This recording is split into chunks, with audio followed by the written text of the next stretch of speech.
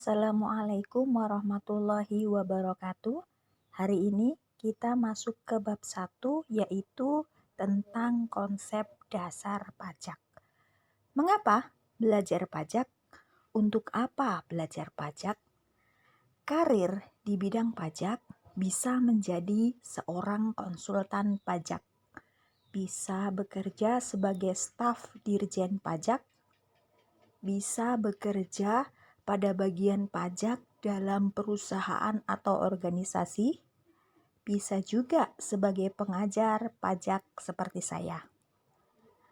Akuntansi dalam laporan keuangan, pajak merupakan transaksi dalam entitas, pajak merupakan kewajiban entitas, laporan keuangan menyajikan dan mengungkapkan pajak. Pertanyaan mendasar, bagaimana Anda membayar pajak?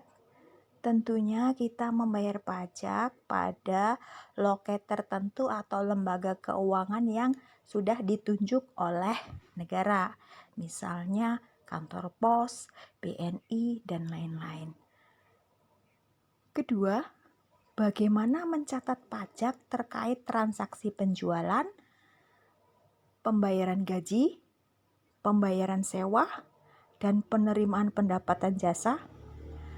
Dari mana pos-pos pajak dalam laporan keuangan diperoleh mengenai beban pajak penghasilan, utang pajak penghasilan atau pajak dibayar di muka, aset dan liabilitas pajak tangguhan? Bagaimana mengungkapkan pajak dalam laporan keuangan? Pajak dalam laporan keuangan diakui sebagai aktiva meliputi piutang restitusi pajak.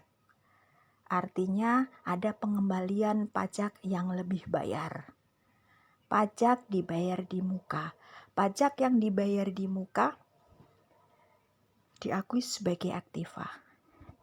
Diakui sebagai kewajiban yaitu hutang pajak, kewajiban pajak tangguhan, nilai bersihnya. Beban pajak atau beban manfaat pajak meliputi pajak kini, yaitu beban pajak periode yang bersangkutan saat ini. Kemudian pajak tangguhan. Arus kas, adanya pembayaran pajak penghasilan. Berikut adalah ilustrasi pajak perusahaan. Di dalam laporan laba rugi, laba bersih sebelum pajak akan dikurangi pajak kini, yaitu hutang pajak periode yang bersangkutan. Dan dikurangi pajak tangguhan. Kemudian, pajak di dalam pendapatan komprehensif juga akan mengurangi terhadap pendapatan komprehensif. Selanjutnya, pajak yang ada di laporan posisi keuangan atau neraca yaitu aktiva pajak tangguhan atau kewajiban pajak tangguhan. Berikut siklus pajak perusahaan atau pajak yang terjadi di dalam perusahaan. Ya, pertama, perusahaan akan dipotong PPh pasal 23 atas penghasilan jasa yang diterima. Kedua, perusahaan akan memotong PPh pasal 21 atas pembayaran gaji kepada karyawan. Ketiga, pajak akan memotong PPN keluaran atas transaksi penyerahan barang atau jasa. Sebaliknya, perusahaan akan dipotong terkait PPN masukan terkait transaksi pembelian bahan baku dan pembelian persediaan, pembelian peralatan dan lain-lain yang terkait dengan operasional perusahaan. Selanjutnya, perusahaan akan membayar PBB apabila perusahaan memiliki aset tanah dan bangunan. Perusahaan akan membayar materai terkait dengan transaksi yang memiliki nilai nominal atau dokumen penting lainnya yang memiliki kekuatan hukum, dan perusahaan akan membayar BPHTB apabila perusahaan memiliki transaksi penjualan tanah dan bangunan. Selanjutnya, perusahaan akan membayar pajak daerah, contohnya membayar pajak kendaraan bermotor yang merupakan aset perusahaan.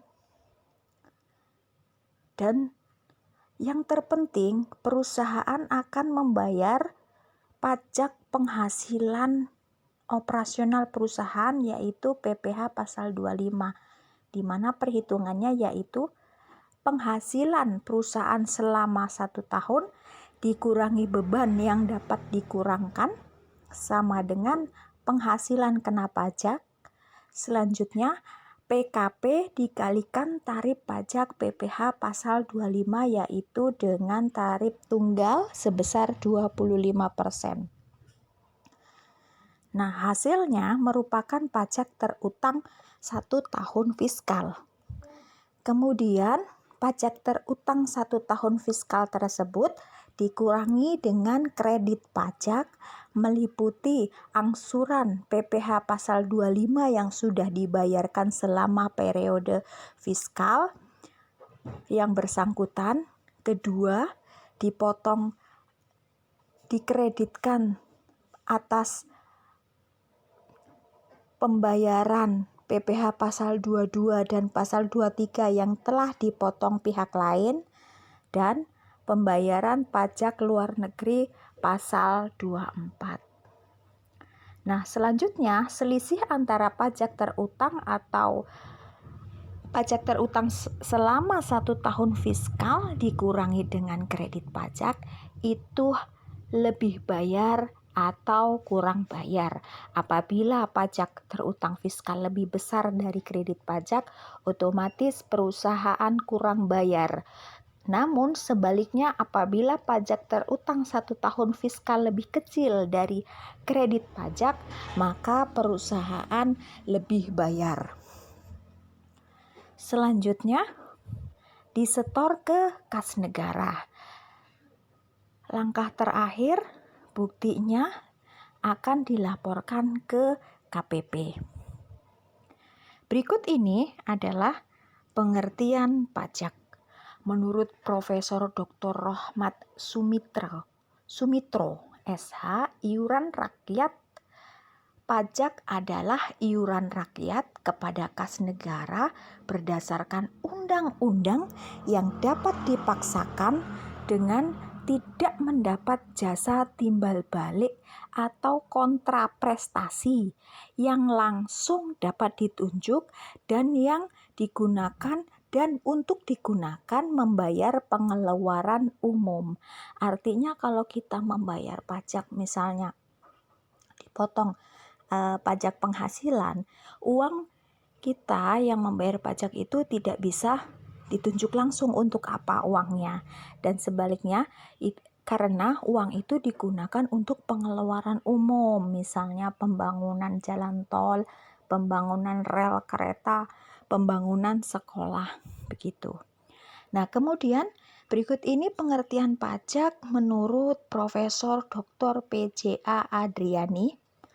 Iuran kepada negara dapat dipaksakan yang terutang oleh wajib pajak membayarnya menurut peraturan dengan tidak mendapat prestasi kembali yang langsung ditunjuk dan digunakan untuk membiayai pengeluaran umum berhubungan dengan tugas negara untuk penyelenggaraan pemerintah. Artinya, pajak-pajak yang dibayarkan oleh warga negara kepada kas negara ini akan digunakan untuk pembiayaan seperti membayar gaji TNI, Polri, dan dinas-dinas lainnya, termasuk untuk membiayai operasional pemerintahan tersebut.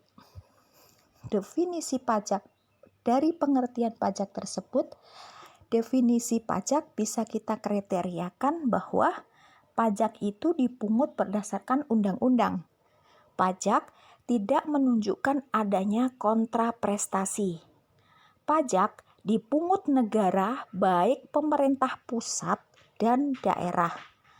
Pajak diperuntukkan pengeluaran pemerintah yaitu public investment. Pajak mempunyai tujuan lain yaitu reguler. Perbedaan pajak dengan retribusi, kalau retribusi mendapatkan kontraprestasi langsung.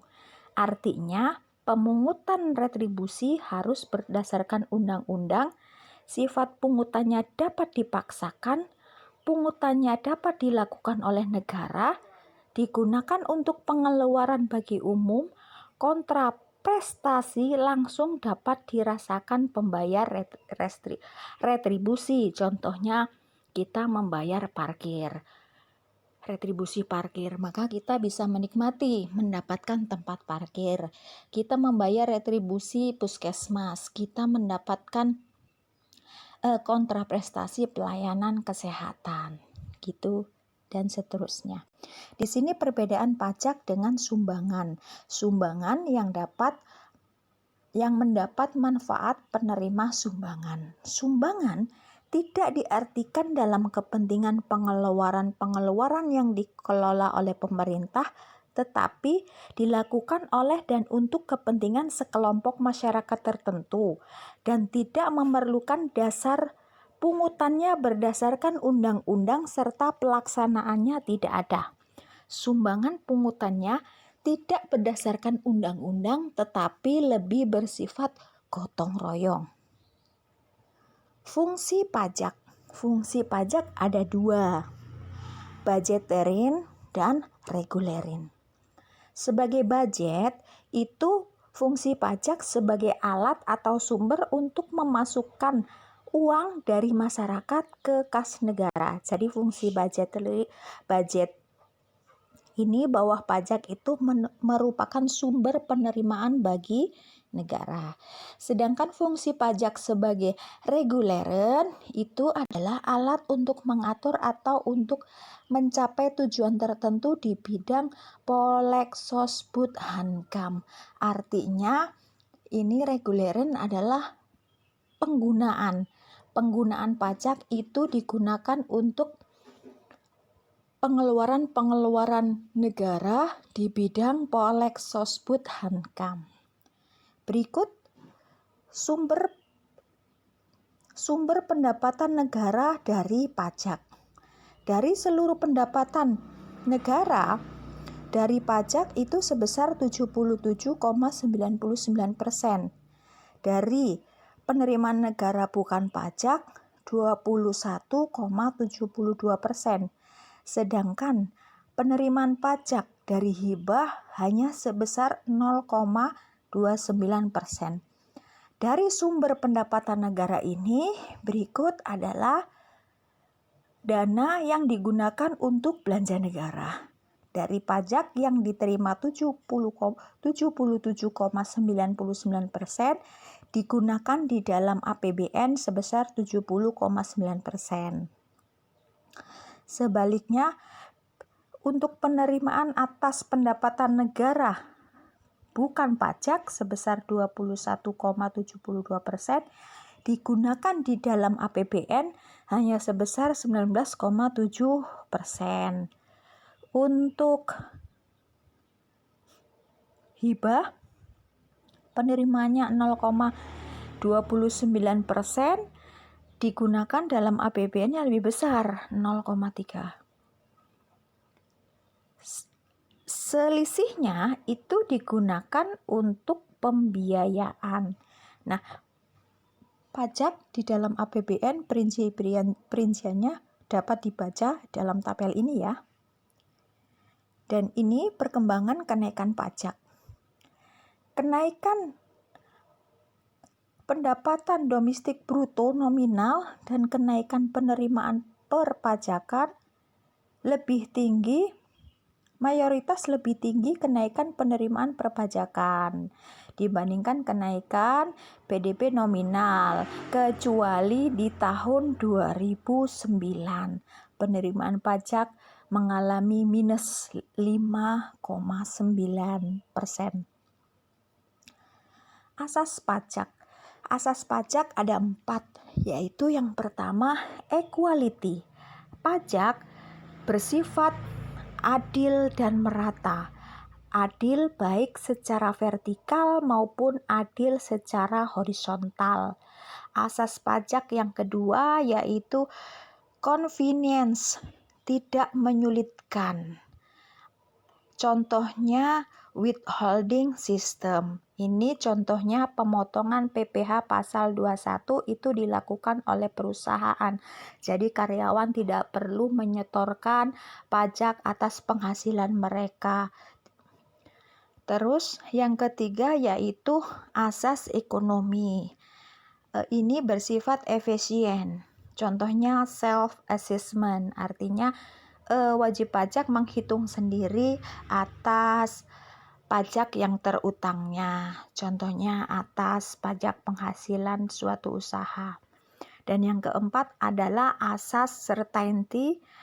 Ini tidak sewenang-wenang, artinya pemungutan pajak itu berdasarkan undang-undang yang dilaksanakan.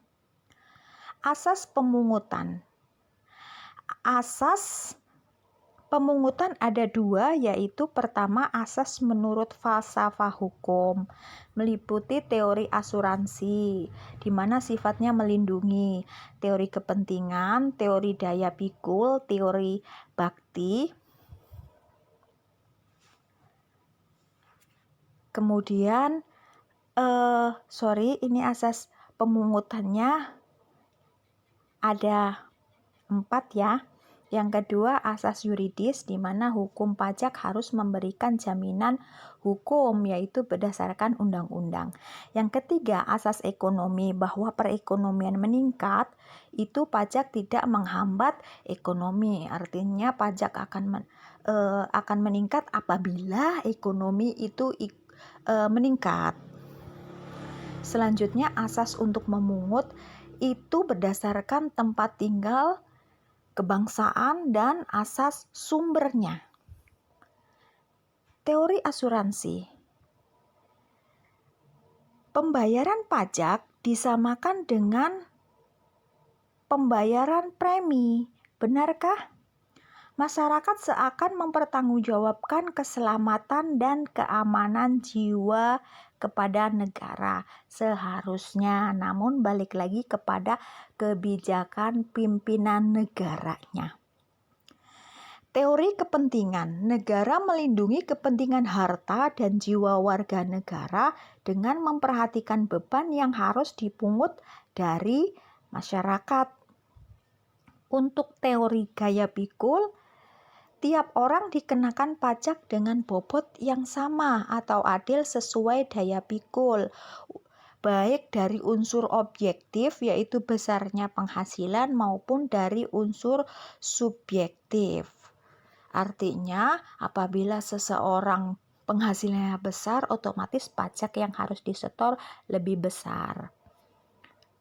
Sebaliknya, apabila besarnya pengeluaran lebih besar dari penghasilan, tingkatan pengeluaran yang dipikul oleh masing-masing wajib pajak, semakin besar pengeluaran yang ditanggung, otomatis besaran pajaknya akan semakin kecil dibanding dengan wajib pajak yang memiliki sedikit pengeluaran.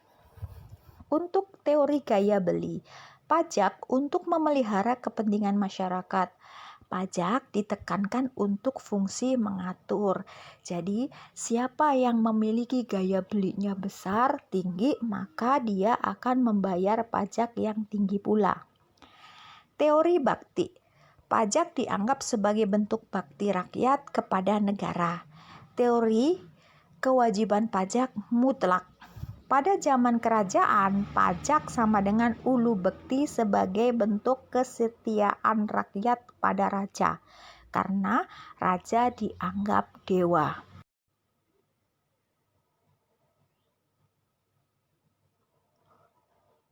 Hukum pajak. Hukum pajak ada dua, yaitu hukum pajak material dan hukum pajak formal. Hukum pajak material mengatur tentang objek pajak, subjek pajak, besar pajak yang dikenakan, timbul dan hapusnya utang pajak, dan hubungan hukum antara pemerintah dan wajib pajak. Contohnya Undang-Undang Pajak Penghasilan dan Undang-Undang Pajak Penjualan. Untuk hukum pajak formal mengenai tata cara untuk mewujudkan hukum material menjadi kenyataan. Contoh Undang-Undang KUP. Lalu Undang-Undang Penagihan Pajak dan Surat Paksa. Kemudian contohnya Undang-Undang Peradilan Pajak. Ketentuan umum perpajakan atau KUP menurut Undang-Undang Nomor 28 Tahun 2007 berikut adalah siklus kewajiban seorang WP maupun Fiskas di dalam perpajakan. Wajib pajak mempunyai kewajiban untuk mendaftarkan diri sebagai wajib pajak ke Dirjen Pajak untuk selanjutnya memperoleh NPWP. Setelah memperoleh NPWP, di dalam kesehariannya wajib pajak diwajibkan untuk menyusun pembukuan sebagai dasar perhitungan wajib pajak yang terhutang yang selanjutnya harus dilakukan pembayaran kepada Dirjen Pajak. Selanjutnya pengisian SPT untuk pelaporan pajak ke Dirjen Pajak. Untuk Fiskas, pada periode tertentu Fiskas akan melakukan apabila dianggap penting akan melakukan pemeriksaan terhadap wajib pajak. Hasil pemeriksaan wajib pajak apabila WP merasa keberatan atas keputusan Fiskas boleh mengajukan keberatan, dan selanjutnya Fiskas akan mempertimbangkan keberatan WP untuk kemudian menghasilkan keputusan atas keberatan WP tersebut. Apabila WP masih merasa keberatan atas keputusan keberatan Fiskas, atas keputusan keberatan yang dihasilkan oleh Fiskas, WP boleh mengajukan banding kepada BPP. Selanjutnya, BPP akan memberikan keputusan banding kepada WP. Apabila WP masih merasa kurang puas dan bisa banding lagi, yaitu naik tingkatannya ke Mahkamah Agung. Kedudukan hukum pajak. Kedudukan hukum pajak ada dua. Pertama, hukum perdata, mencari dasar kemungkinan pemungutan atas kejadian, keadaan, dan perbuatan hukum yang bergerak dalam lingkungan perdata. Hukum pidana, yaitu adanya sanksi atas kealpaan dan kesengajaan terhadap wajib pajak yang melanggar peraturan. Kedudukan hukum pajak. Hukum pidana mengenakan sanksi atas kealpaan dan kesengajaan terhadap WP yang melanggar peraturan. Hukum perdata mencari dasar kemungkinan pemungutan atas kejadian, keadaan, dan perbuatan hukum yang bergerak dalam lingkungan perdata. Berikut ilustrasi ketentuan pidana menurut pasal 38 Undang-Undang Nomor 16 Tahun 2000, yaitu karena alpanya itu kenapa tidak menyampaikan SPT atau menyampaikan SPT namun isinya tidak benar atau tidak lengkap. Dipidana kurungan selama 1 tahun atau denda paling tinggi 2 kali jumlah pajak terutang yang tidak atau kurang dibayar.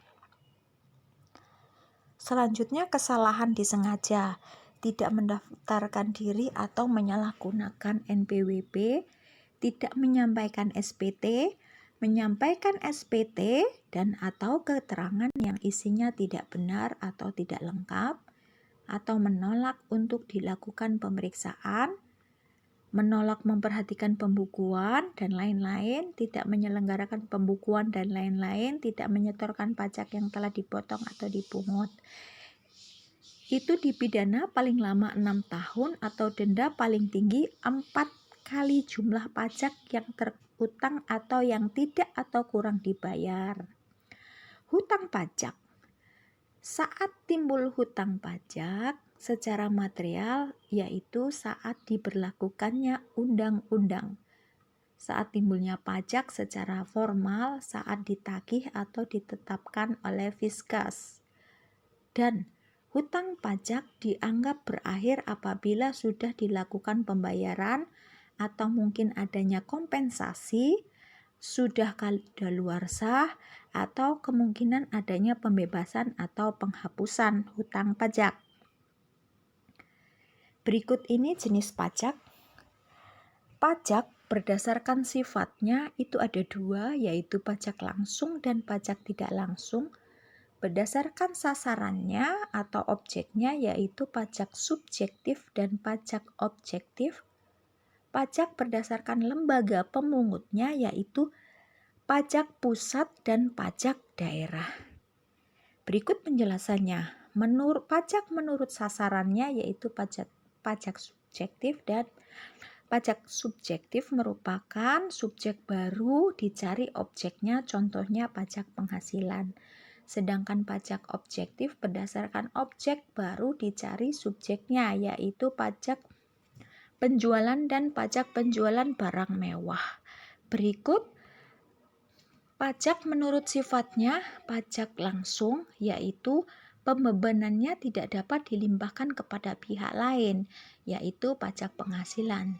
Jadi bagi siapa yang memperoleh penghasilan, dia akan dipotong pajak, tidak bisa diwakilkan. Untuk pajak tidak langsung, pembebanannya dapat dilimpahkan kepada pihak lain, contohnya pajak penjualan. Jadi, kalau wajib pajak tidak jadi melakukan transaksi pembelian atau pembelian, maka dia akan terhindar dari pungutan PPN. Pajak menurut pungutannya ada 2, yaitu pajak pusat dan pajak daerah. Pajak pusat meliputi pajak penghasilan, PPN, PPNBM, PBB, dan bea materai. Sedangkan pajak daerah, pajak reklame, pajak hiburan, pajak rumah, pajak restoran, dan hotel. Untuk PBB saat ini yang tadinya pusat sudah beralih ke pajak daerah sejak tahun 2014. Pajak penghasilan. Pengenaan pajak di Indonesia.